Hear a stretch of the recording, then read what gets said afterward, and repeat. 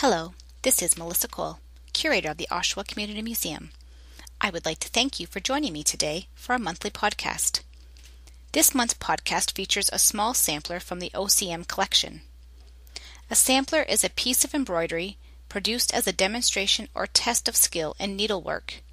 It often includes the alphabet, figures, motifs, decorative borders, and sometimes the name of the person who embroidered it and the date.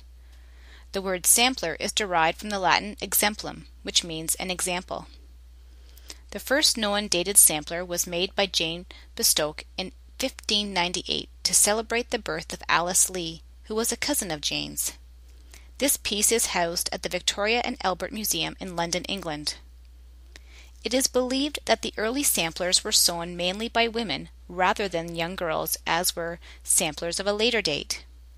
They were intended as examples both of design and of different stitches, such as a cross stitch, eyelet, long-armed cross, etc.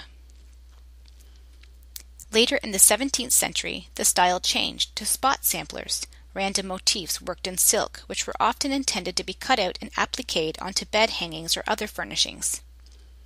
During this period, printed pattern books became available, so samplers lost some of their use as works of reference, and many of the designs from these books can be seen repeated in samplers from this time and onwards. From the mid-18th century, it became more common for young girls to work samplers as part of their education, of which needlework formed a major part.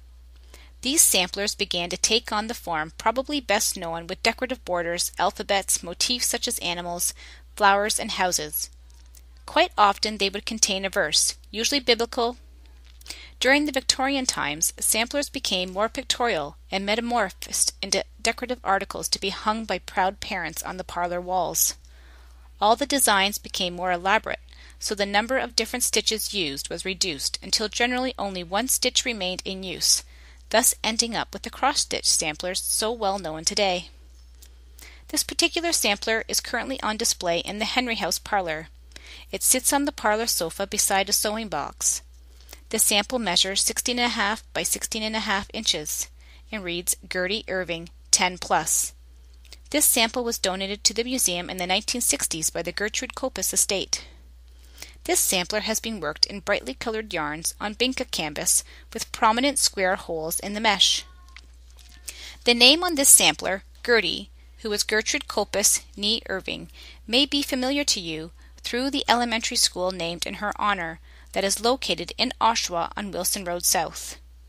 I would like to note this school recently changed their name to David Bouchard, which will become the name of the new school that is being erected across the street from the current school on Wilson Road. Gertrude Colpus was a pioneering woman in the field of education here in Oshawa, known for her focus on integrating Canadian into her teaching by focusing on Canadian and not American texts. Gertrude Colpus arrived in Canada shortly after her marriage on June 3, 1908. Once settled on Bagot Street, she resumed her career in education. Prior to arriving in Oshawa, she had been a kindergarten teacher in Surrey, England.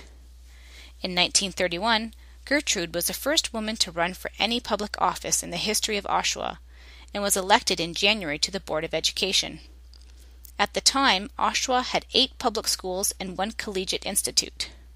Gertrude was appointed chairman of the Board of Education in 1937. This was a first for a woman. She accepted this position again in 1948. In that same year, Gertrude was honored with the official opening of the Gertrude Colpus Public School.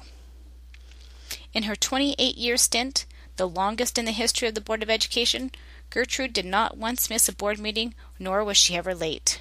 Gertrude retired from the Board of Education in January of 1957.